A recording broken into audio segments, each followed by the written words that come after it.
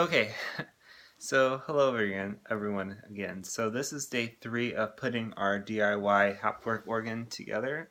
Um, so basically last night, so day 2, I spent the night trying to work out the contacts locations for the reed switches that we're using. And if you remember, what we did was we inserted reed switches into these wooden blocks that we made, about 1 inch by 3.5 inches, give or take. And then we inserted 2 screws through the, so these guys right here, through the block, and then we inserted the reed switch through the base of the block, so underneath here, right?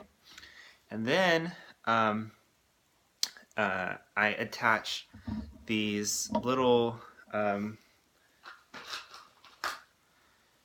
nut bolts to the tops of the screws, which will keep the screw in its location that we want while we do our wiring for this, which has become clear. I'll explain all that in detail in a moment. So now the fun part, we get to wire our organ. And it takes a little while to do this.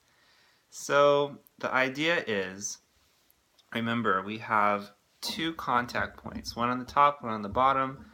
The power is going to come in through the bottom, and then when you press the pedal, it will close the reed switch magnets or filaments, which will cause the circuit to be complete, and then the current can flow through the reed switch out through the top